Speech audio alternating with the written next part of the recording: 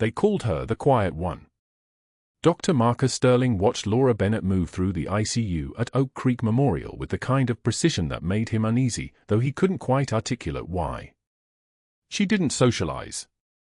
She didn't complain. She simply worked, methodically, efficiently, her hands moving with a steadiness that suggested muscle memory rather than nursing school textbooks. The fluorescent lights hummed overhead as she charted vitals at the nurse's station, her dark eye scanning each number with the focus of someone trained to catch what others missed. Sterling leaned against the doorframe of Bay 7, coffee cooling in his hand, watching her insert a peripheral for into a post-operative patient without a waver. One smooth motion. The needle found the vein on the first attempt. No hesitation. No fumbling. The kind of technique that came from thousands of repetitions under conditions most nurses never encountered. She didn't look at his face. She didn't acknowledge him at all. That was fine. He preferred it that way. What concerned him was what she saw. It started 3 weeks ago. A routine medication error report on one of his private patients, Mrs. Chen, a 74-year-old woman with congestive heart failure who'd been billed for a cardiac catheterization she never underwent. Sterling had approved the billing code himself. Legitimate procedure, wrong patient number. A small administrative slip. He'd corrected it. But then Bennett had flagged it during her meticulous end-of-shift charting. Not accusatory. Just a notation, billing discrepancy in Chen file. Recommend verification. He'd let it slide. One error. Attention to detail. Good nursing.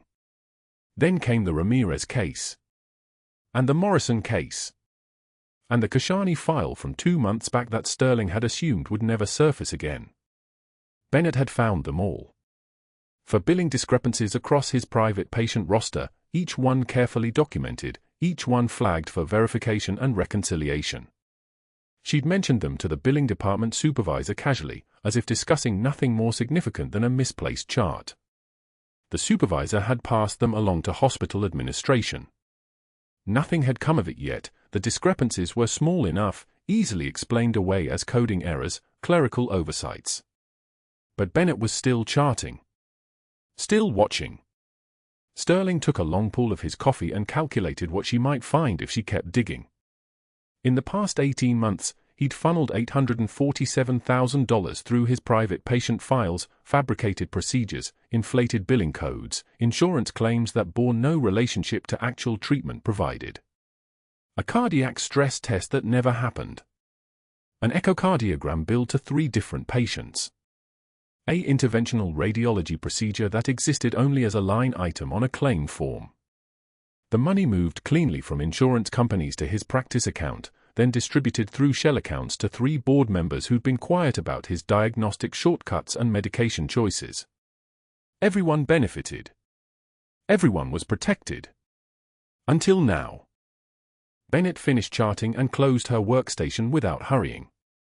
She retrieved her jacket from her locker, a worn navy windbreaker with the collar slightly frayed, and pulled it on with economical movements. Sterling noticed her left hand press briefly against the fabric near her heart, a gesture so fleeting he almost missed it. As if checking that something was still there. As if the jacket held something precious enough to verify its presence before she left the building. She didn't know anyone was watching. She didn't know that Sterling had begun memorizing the small details of her routine. The break room smelled of burnt coffee and someone's microwaved fish. Bennett pushed through the door at 14:24, still in her scrubs, her badge clipped to her collar. For staff nurses sat at the table with foam cups and exhausted expressions. They fell silent immediately. Not dramatically. Just a collective pause in conversation, a shift in body language. One of them, Rachel from day shift, gathered her things. Then Marcus, the nursing assistant. Then both of them moved toward the door, offering polite non-explanations about needing to finish charting before end of shift. Bennett poured black coffee into a ceramic mug without reacting. She didn't look surprised. Didn't look hurt. She simply filled the mug, turned, and left the break room without drinking from it. 32 seconds from entry to exit. The remaining nurse, Patricia waited until the door closed before exhaling. "She gives me the creeps," Patricia whispered, though no one had asked her opinion. Sterling had orchestrated none of that. The other nurses simply sensed something about Bennett that made them uncomfortable, a distance, a self-containment, an absence of the normal human need to be liked or included. She was polite. She was competent. And she was utterly alone. That was useful information. He turned down the corridor toward the administrative wing, his mind moving through options. Bennett was a threat, but not because she suspected anything consciously. She didn't have proof of anything yet. What concerned him was her trajectory. 3 more weeks of her meticulous charting and she'd have enough discrepancies documented to warrant an actual audit. An audit would expose everything. An audit would bring in risk management consultants and maybe insurance investigators and certainly the hospital's compliance officer. Sterling had friends in the compliance department, but not enough friends to survive a formal investigation. Not with $847,000 in fraudulent billing sitting in the discovery phase. He needed to address this before it became a problem. Sterling stopped at his office, a corner suite on the 4th floor with a window overlooking the city sprawl beyond San Diego, the Pacific visible as a thin blue line at the horizon, and closed the door. His computer remained locked. His filing systems remained secure. What mattered was Bennett's focus. What mattered was redirecting her attention away from his billing practices and toward something else. Someone else. The hospital had 1,000 small vulnerabilities that could be weaponized against a nurse who wasn't careful about protocol. Who wasn't careful about scope of practice. Who might, under pressure, be perceived as exceeding her authority in ways that violated policy. He opened his desk drawer and removed his phone. Not his hospital-issued device. A secondary line, the kind that carried calls from people who preferred discretion. He had 3 board members on his contact list. He had a risk management consultant he'd used before, a woman who specialized in building termination cases for difficult employees. He had a favor pending from the hospital's credentialing director. And he had time. Not much, but enough. Sterling began to plan. What he didn't know, what his entire strategic calculation failed to account for, was that the woman moving through his hospital's corridors in a worn navy windbreaker with a faded unit patch sewn inside her jacket lining had survived conditions that would have shattered ordinary people. She had held intestines inside bodies with her bare hands while mortar fire exploded 3 meters away. She had performed emergency surgical procedures in field hospitals lit by chemical lights and run on adrenaline and muscle memory. She had seen friends die. She had seen enemies die. She had seen the worst that human bodies could endure and the worst that human beings could inflict, and she had walked away from all of it because the cost of staying had become too high. She had no idea what was about to happen. But when it did, everything Sterling thought he understood about power and control would prove catastrophically wrong. The woman he was calculating against didn't flinch. Didn't break. Didn't retreat into defensiveness or fear. She simply moved forward, the way soldiers move, with the kind of composure that came from having already survived worse than any hospital administrator could imagine. The unit board outside the ICU station displayed Dr. Sterling's handwriting with the precision of someone accustomed to authority, formal, damning, impossible to ignore. Nurse Bennett, medication timing violation, written warning. The date was yesterday. The alleged infraction was fabricated. Beneath the notice, staff members glanced sideways at Laura as she reviewed vitals on her assigned patients, her expression unchanged, her hand steady as surgical steel. She had not addressed the write-up. She had not asked for clarification. She had moved through her shift with the same quiet competence that had first drawn Sterling's attention, the same efficiency that had begun to unravel his carefully constructed fraud scheme. Sterling had chosen his moment with tactical precision. Room 314 held Thomas Crawford, 78-year-old veteran, 3 days post-operative, declining rapidly. His daughter sat rigid in the visitor's chair, her son-in-law standing at the window with the posture of someone trained to observe, to assess, to remember details. Laura was documenting Crawford's morphine administration when Sterling pushed through the door with the velocity of a man conducting theater. "Nurse Bennett, did you administer the morphine at 0600 as ordered?" His voice carried the particular cadence of a question that was not actually a question, it was an accusation dressed in clinical language. Laura turned from the monitor, her chart in one hand. "Yes, doctor. Documented here." She angled the tablet toward him, showing the timestamp, the dose, her initials. The entry was immaculate. 0600 hours, 8 milligrams for push, patient's pain level reassessed at 0630. Sterling stepped closer, his voice rising to ensure the room could hear every word. "Really?" "Because Mr. Crawford's family reported he was in pain all morning. Considerable pain. The kind that suggests inadequate pain management. Are you capable of following basic orders, or should I assign someone more competent to this patient?" He did not wait for her response. He turned to the daughter, his expression arranged into something that approximated concern. "I apologize for the nursing staff's oversight. We'll ensure proper medication protocols going forward."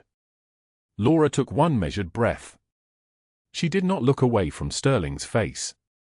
A single tear slid down her left cheekbone, not from fear or shame, but from the sheer accumulation of restraint, of holding back something that lived beneath her skin like a second heartbeat.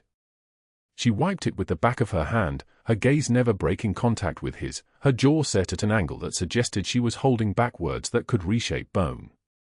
When she spoke, her voice had dropped an octave, and the fluorescent lights above seemed to respond to the shift in air pressure, casting her shadow longer across the tile floor. "I've held intestines inside bodies with my bare hands while under mortar fire. Organ tissue slipping between my fingers while rounds impacted the ground 3 meters from where I was kneeling.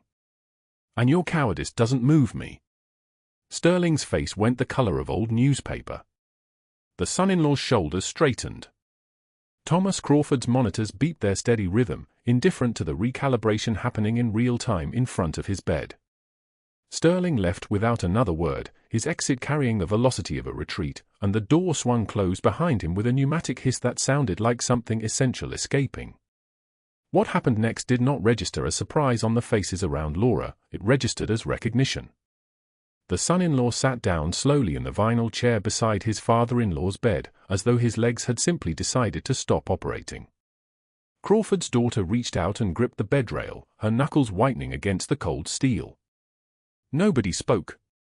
The machines continued their metronomic conversation, the ventilator's rhythmic whoosh, the cardiac monitor's steady percussion, the 4 pumps' deliberate clicks.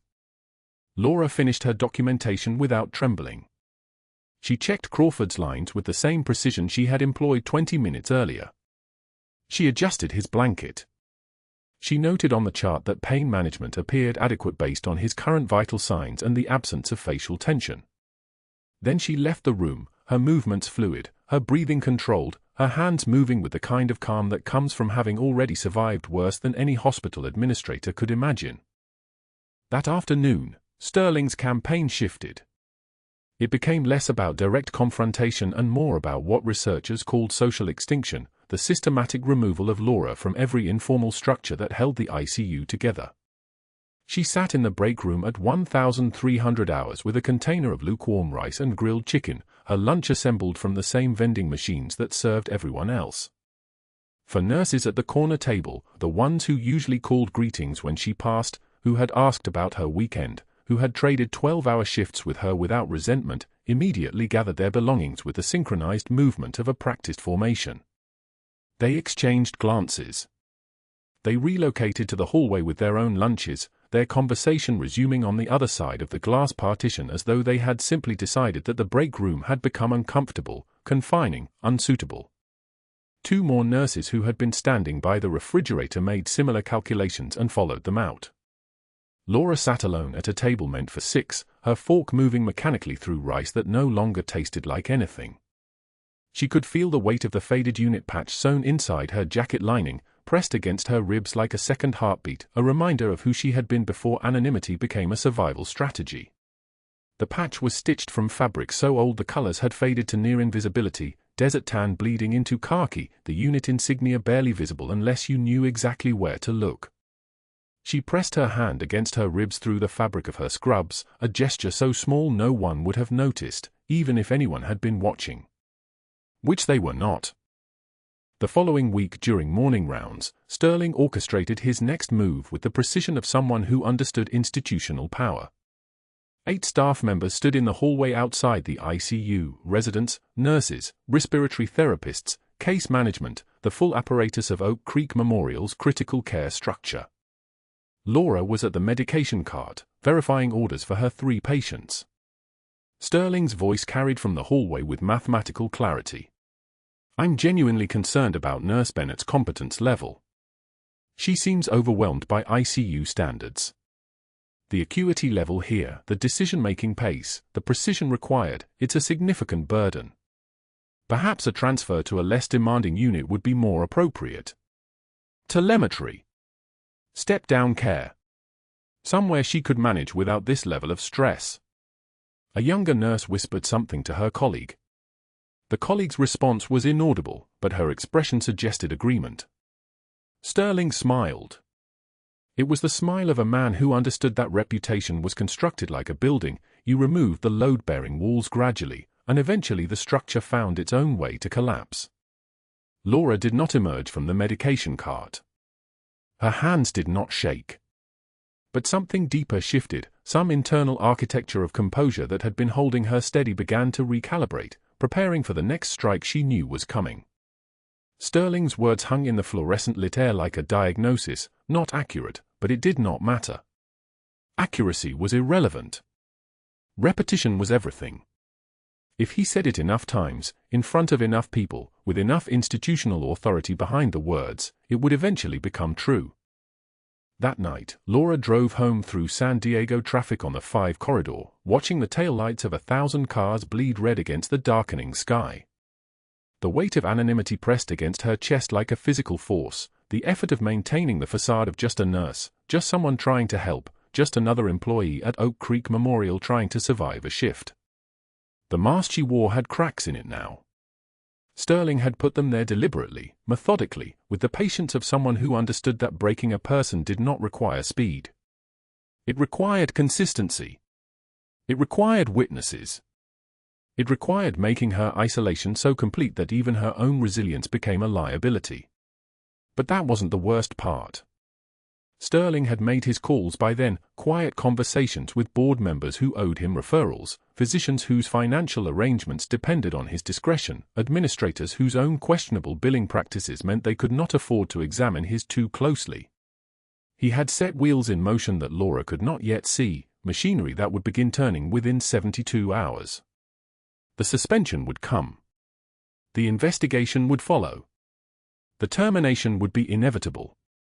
And in precisely 2 years, a recovered Army Ranger named Jake Morrison would walk back through the doors of Oak Creek Memorial to visit his recovering grandmother, would see Laura being escorted out by security with her badge confiscated and her employment file sealed, and would whisper a single word that would change everything, the call sign that had kept him alive in Helmand Province, the name of the angel medic who had pulled his intestines back inside his body while the world burned. Around them both. Sergeant First Class Jake Morrison arrived at Oak Creek Memorial on a Tuesday morning, wheeled through the entrance by his wife with his left arm strapped across 3 taped ribs and his breathing shallow enough to count. Pneumothorax risk. Post-operative day from a training accident, rappel line failure, 80-foot drop onto rocky terrain, the kind of incident that killed Rangers most days but merely shattered Morrison when he landed.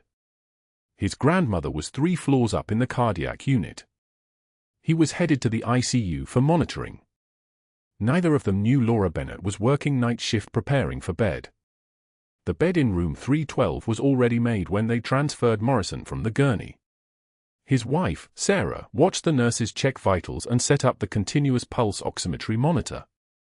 Morrison's oxygen saturation hovered at 94%, borderline. His chest X-ray showed fluid collecting on his left side, the kind of development that turned routine pneumothorax into something requiring immediate intervention if it progressed. The attending resident on night shift, Dr. Chen, was 28 years old and had been awake for 23 hours. He checked Morrison once, made a notation, and left. By 02:47 hours, Morrison's saturation had dropped to 88%. The monitor alarm screamed like a wounded animal. His breathing came in short, Pained gasps. The pressure building in his chest was visible now, his skin taking on the grey-blue pallor of someone whose heart was being slowly crushed from the inside. Cardiac tamponade. Fluid compressing the pericardium, the membrane surrounding his heart. The pressure mounting with each shallow breath, each heartbeat working harder against impossible odds. Dr. Chen appeared, summoned by the night nurse. He stood at the monitor, watching the declining numbers. 92, 87. 84, his hands trembled slightly as he reached for Morrison's chart. He called for an ultrasound. Then he called for the attending. Then he stood motionless, staring at the numbers as if different calculations might change them. Laura was already moving. She had heard the alarm from 3 rooms away. She appeared in Morrison's doorway with the kind of purposeful stride that made Chen instinctively step back. Her eyes registered the situation in approximately 1 second, the saturation, the heart rate climbing toward 142, the desperation in Morrison's eyes. She pulled a sterile tray from the cabinet with one hand while the other was already reaching for supplies. 14-gauge angiocath needle. Syringe.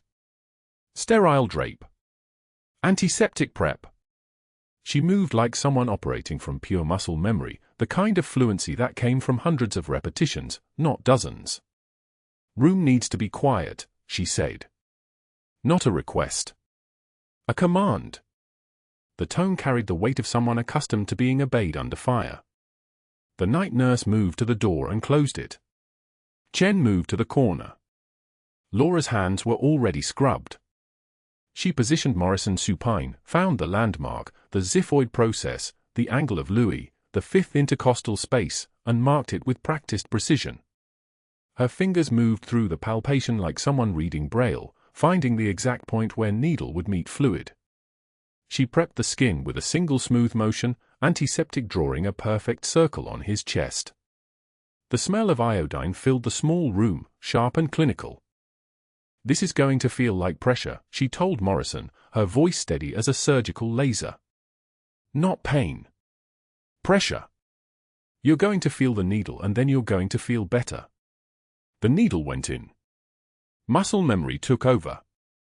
Her hands moved with the terrifying fluid precision of someone who had done this in a field hospital while mortar rounds fell outside, while sandstorms reduced visibility to 6 feet, while patients were lined up on stretchers and the screaming never stopped. The needle advanced through fascia, through muscle, through the pericardial membrane. And then it broke through. The hiss of air escaping. Pressure releasing. Morrison gasped as oxygen rushed back into his blood. The monitor showed it instantly. 84, 88. 92, 97. Sinus rhythm. Beautiful, steady sinus rhythm. His color shifted from gray to something resembling human. Dr. Ramos, the attending, arrived at exactly 0254 hours. She stopped in the doorway and took in the scene with one sharp glance. Laura with a syringe aspirating the remaining fluid. Morrison's saturation climbing steadily. The monitor showing stable readings. Chen standing in the corner looking like someone had just handed him back his life. Ramos stepped inside and watched. She didn't interrupt. She didn't take over. She simply stood there and watched Laura finish the procedure, watched her secure the needle with tape and sterile dressing, watched her hand Morrison a tissue for the sweat on his forehead. When it was done, Ramos nodded once and left. Laura stripped off her gloves. The latex snapped like a gunshot in the suddenly quiet room. She disposed of the needle, made her notation on the chart, time, procedure, vitals, patient response, with her usual meticulous handwriting. Chen was still standing in the corner. He looked like he might speak, might ask, might say something. Instead he just watched her leave the room. By 0600 hours, as the day shift arrived and Laura headed home, the incident report was already typed and filed. Emergency pericardiocentesis. Successful outcome. Patient stable. By 0900 hours, Dr. Ramos had read the report. By 0930 hours, she had pulled Laura's personnel file and read it 3 times, looking for medical training that would explain those hands, that precision, that command authority that made young residents obey without question. But it was Morrison who truly understood what he'd witnessed. He was awake at 1,100 hours when a physical therapist came to get him moving. He was thinking clearly for the first time since the accident. And he was remembering exactly how that needle had been inserted, exactly how those hands had moved through space, exactly what he'd learned in advanced combat medic training at Fort Sam Houston. Special operations medics moved exactly like that.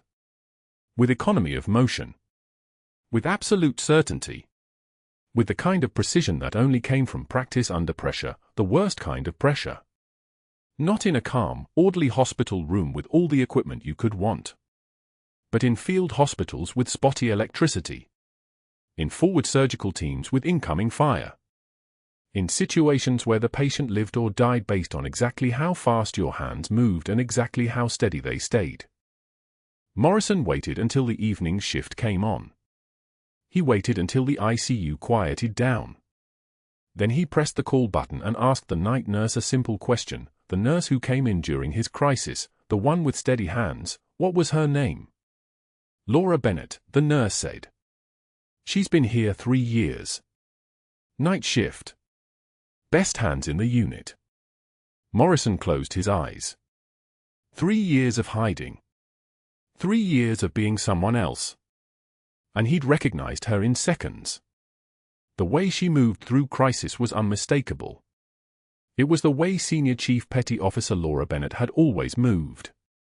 It was the way she'd moved in Helmand Province when she'd straightened out his collapsed lung with a needle while Taliban rounds chewed through the tent walls. It was the way she'd moved when she saved his entire squad. What he didn't know was that Dr. Sterling had already made his first phone call. At precisely 1,245 hours, Sterling had dialed the home number of Councilman Richard Pierce, a board member who owed him 5 years of uninterrupted surgical referrals and therefore owed him his absolute loyalty. Sterling's voice was calm, reasonable, persuasive, the voice of a man who was simply concerned about patient safety. "I need to discuss a serious incident," Sterling had said. "A nurse on my unit performed an invasive medical procedure without physician supervision. A pericardiocentesis. An advanced procedure that falls clearly outside her scope of practice." Pierce had listened. Pierce understood the value of protecting physicians from liability. Pierce made a note. By 14:30 hours, Sterling had made his second call to an outside risk management consultant he'd worked with before. A woman named Dr. Helena Kerr who specialized in building termination cases against healthcare workers. Her fee was $3,200 per file. Sterling authorized the expense immediately. "I want a case built against Laura Bennett," he'd said. Charge, practicing beyond scope of license. Secondary charge, performing an authorized invasive procedure. Tertiary charge, patient safety risk. Make it solid. Dr. Kerr had made a note. She'd built 12 termination cases in the past 18 months. 11 had succeeded. She had a system. The machinery was already in motion. Sterling had activated a network that extended beyond the hospital, beyond the medical board, into the administrative layers where reputations were destroyed and careers ended before any patient ever heard about what happened in that room at 02 for 7 hours. He didn't know that Morrison had recognized her. He didn't know that a single whispered word would arrive in 2 years like a guided missile. He didn't know that the woman he was currently trying to destroy had once been called Valkyrie by men who would die to protect her name. For now, she was just a nurse who had made the mistake of saving a life in a way that threatened his liability insurance and his annual profit margin. And Dr. Sterling was very, very good at making problems like that disappear. Room 309 goes code blue at 0200 hours. The monitor screams its high-pitched wail, a sound that cuts through the fluorescent hum like a siren in a graveyard. Chest compressions. For access. Medication push. The usual choreography of dying. But this patient, a 58-year-old post-surgical male, day 2 after coronary bypass, isn't supposed to arrest. Not tonight. Not on this shift. Laura Bennett moves through the ICU doors before the second alert sounds, her footsteps faster than the others, faster than protocol requires, because something in the rhythm of that alarm tells her this isn't a routine rhythm disturbance. Dr. Chen, the on-call resident, stands at the bedside with a 12-lead EKG printout in one hand, staring at the monitor as if the answer might materialize if he looks hard enough. His mouth opens. Closes. Opens again. 26 years old, 3 months into his residency, and the patient's blood pressure is flatlined. Literally flatlined. 90 over nothing. 70 over nothing. Gone. The kind of nothing that means the heart isn't pumping, isn't just beating irregularly, it stopped doing its job entirely. Chen's hands tremble slightly as he reaches for the crash cart, then stops. Looks back at the monitor. His jaw tightens. Laura reads the situation in 2.3 seconds. The post-surgical patient, the sudden collapse, the peculiar flatline pattern that isn't asystole, it's something else. Something that looks like electrical activity without mechanical output. The patient's neck veins are distended, bulging at 90-degree angles from his throat. She's seen this before. In a forward operating base in Helmand Province, in a trauma tent that smelled like diesel fuel and blood, in the hands of surgeons who had 15 minutes to save a life before medevac helicopters could arrive. Cardiac tamponade. Fluid around the heart, compressing it, strangling it, turning a functioning organ into a prisoner in its own sack. The post-operative bleeding wasn't stopped. The pericardium is filling. Cardiac tamponade, she says. Not a question. A statement. Her voice doesn't rise, doesn't crack, doesn't carry the panic that should accompany a patient who's dying in front of you. It carries something else, the calm that comes from having already survived the worst that survival can offer. Dr. Chen's head snaps toward her. We don't know that. Should we call the attending? Should I call cardiothoracic? She's already at the supply cart. Her hands move with the terrifying fluid precision of someone whose hands have done this under mortar fire. Sterile gloves snap like gunshots in the silence. The pericardiocentesis kit is out, the needle, 14-gauge angiocath, 2-inch length, positioned between her fingers with the muscle memory of someone who learned this skill when the alternative was watching people die. The second intercostal space. Midclavicular line. The anatomy is the same whether you're in a trauma tent or an ICU. The heart doesn't care where it's being saved. I need you to hold him steady, she tells Chen. Not a request. A command. The tone shift is microscopic but present, the voice drops a quarter octave, the kind of voice that doesn't accept questions or hesitation.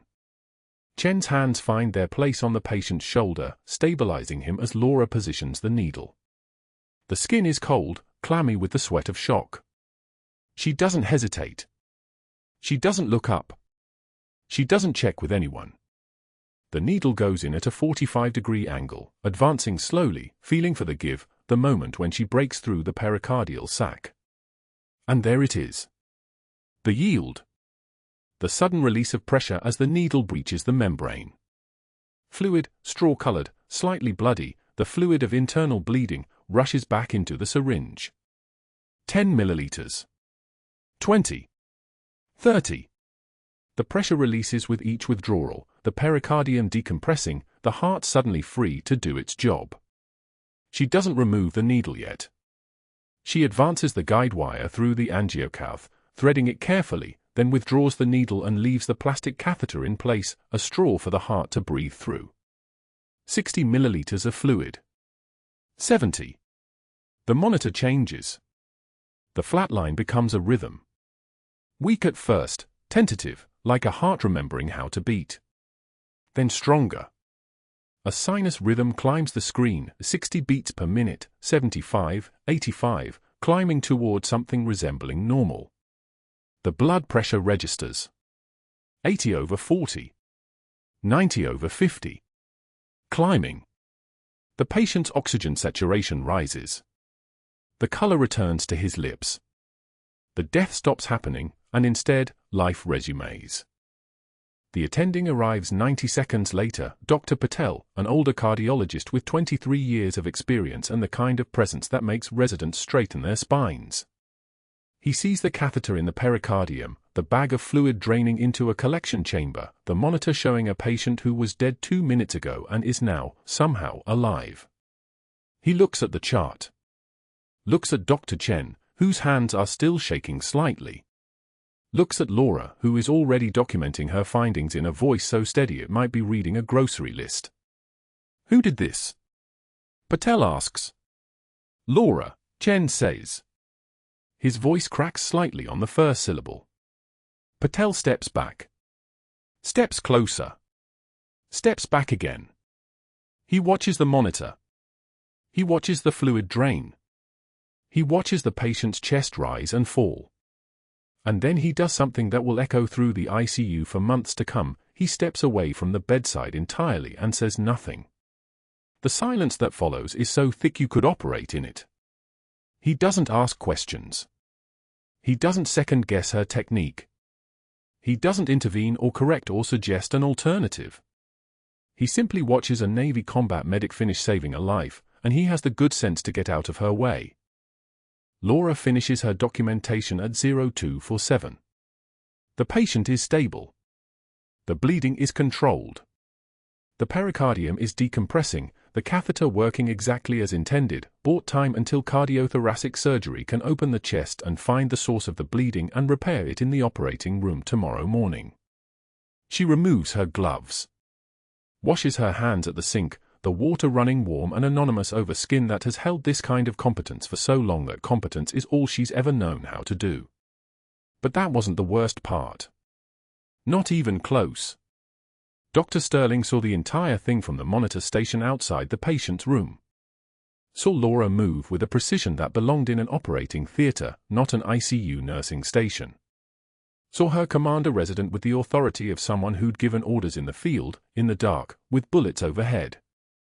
Saw her hands work with the kind of muscle memory that doesn't come from a nursing degree or a certification course or 5 years of experience in a hospital. Saw her save a life with a single procedure while he stood in the corner pretending to review lab results, knowing, in the way that predators know when they've found something dangerous, that Laura Bennett had just revealed exactly how much of a threat she really was. He was on his phone at 0252. The number he called was programmed into his contacts under a name that wasn't a name. A man named Holloway, the kind of consultant who specialized in personnel risk mitigation for hospitals and corporations that needed problems solved quietly. Sterling's voice was measured, controlled, the voice of someone who'd learned to hide his panic under layers of professionalism and privilege. "I need documentation," Sterling said. She performed a pericardiocentesis without physician authorization. "I need a case built by end of business. Practicing beyond scope of practice. I'll get the board members to lean on administration." He hung up before Holloway could ask questions. Sterling already knew the answers. She'd performed a procedure that only physicians were licensed to perform. Yes, she'd saved the patient. Yes, the patient would live. Yes, the attending had let her do it. But the Joint Commission didn't care about outcomes. The board didn't care about gratitude. The law was clear, specific, and weaponizable. A nurse performing physician-level procedures was a liability, a lawsuit, a violation of every scope of practice regulation that kept the hospital running within legal boundaries. It didn't matter that the procedure had been perfect. It didn't matter that she'd known exactly what she was doing. It mattered that he had a legal foundation for her termination, and more importantly, it mattered that the process would be buried under so much procedural language and regulatory citation that no one would ever question whether it was really about the procedure at all. By 0300 hours, Sterling had forged reference request forms on hospital letterhead, backdated them to appear as routine credentialing checks, and submitted them to 3 individuals he knew would respond with devastating character assessments, not because they knew Laura, but because Sterling had engineered entire professional relationships with people who owed him favors. By 0330, he drafted an email to the outside risk management consultant with detailed notes on the incident, carefully constructed language that made the pericardiocentesis sound reckless rather than life-saving, and a request for an urgent risk assessment that would recommend immediate personnel action.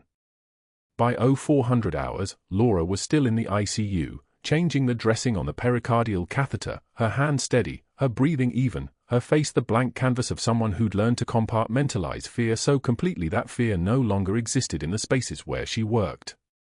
She didn't know that her professional destruction was already being assembled in Sterling's office. She didn't know that by morning rounds, the machinery would already be moving, the momentum already building, the trap already sprung.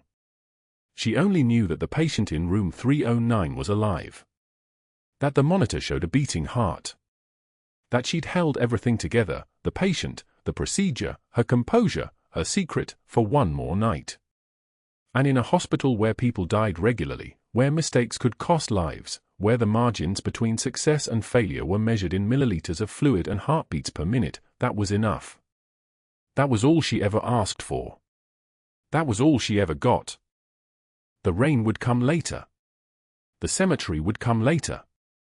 The moment when her carefully constructed anonymity would shatter under the weight of recognition would come later.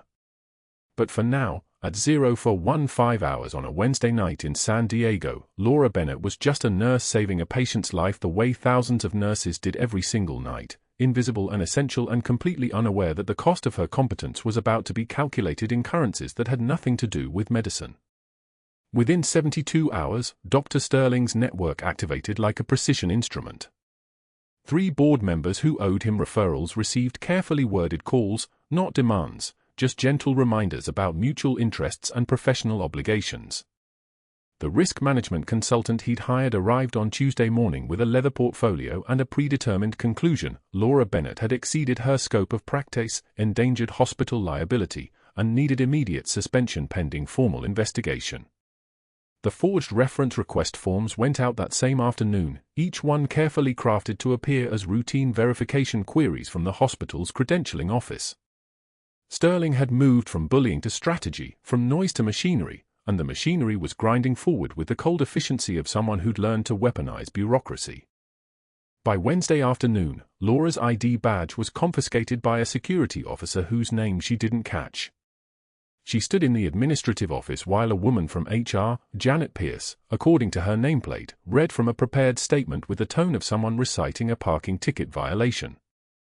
Suspension pending investigation. All patient assignments suspended. Access to the hospital suspended. The locker would be emptied by security within the hour. Laura listened without interrupting, her jaw steady, her breathing even, her hands resting flat on the edge of the desk.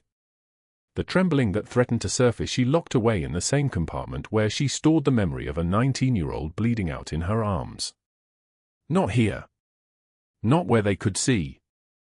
The security guard, a young man with kind eyes who looked away when she passed, carried a cardboard box into the break room as the day shift nurses suddenly became very interested in their phones and the sudden urgency of coffee refills. One of them, Rachel from oncology, had worked beside Laura for 8 months. Their eyes met for half a second. Rachel's jaw tightened. Then Rachel looked away, and that small gesture, that choice to pretend she hadn't seen, cut deeper than any of Sterling's words. That night, the rain came to San Diego like a judgment, hammering the parking lot with the percussion of artillery.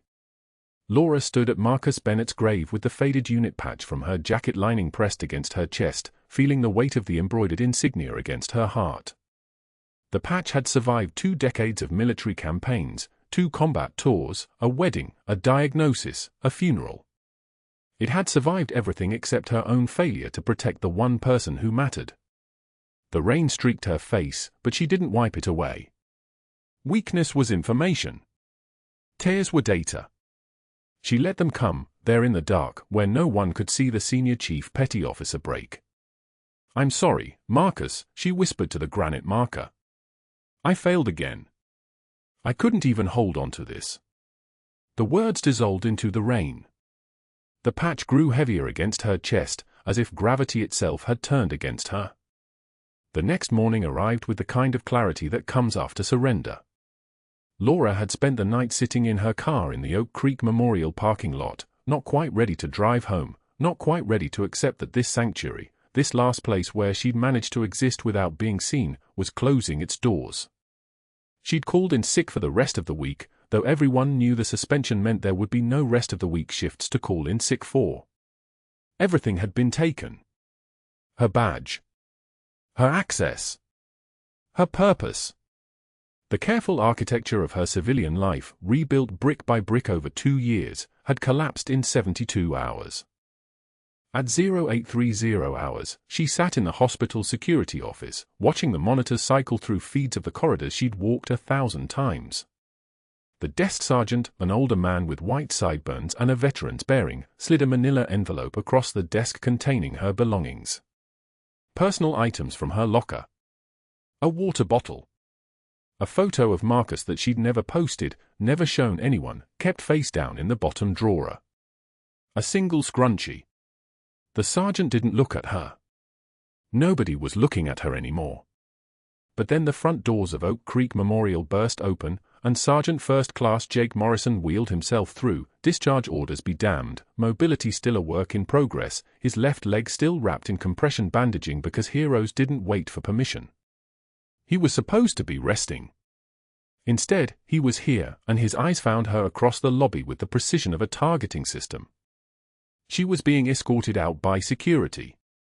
2 guards, one on each side, professional and impersonal, the same way they'd processed every termination before her.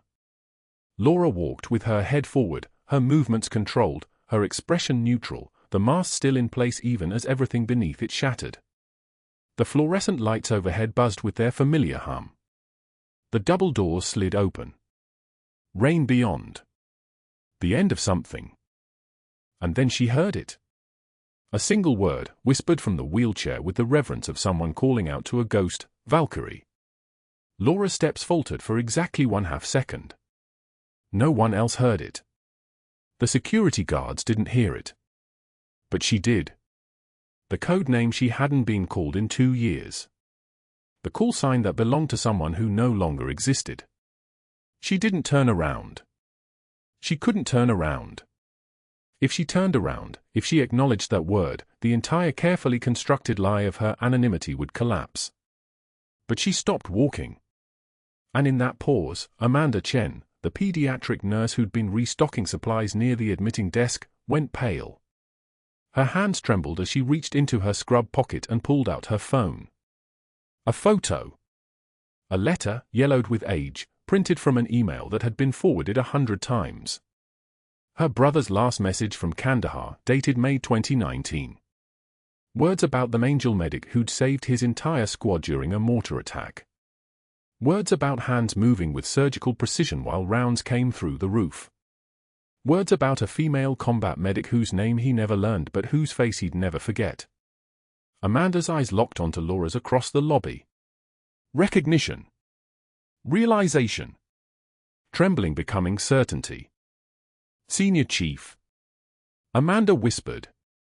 And then the glass doors opened again, and Lieutenant Commander Sarah Morrison, Jake Morrison's daughter, 28 years old, Marine Corps officer, second-generation warrior, stepped through, uniform pressed, insignia gleaming, eyes moving across the lobby with the trained awareness of someone who'd been trained to identify the highest value target in any room. She'd been waiting in the parking lot. She'd seen her father wheeled out of the ICU. She'd heard him say that single word.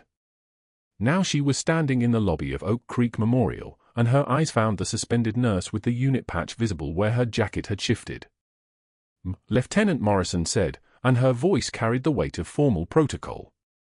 Senior Chief. The room went quiet. Not surprised quiet. Not confused quiet. The room went the special kind of silent that comes when reality realigns.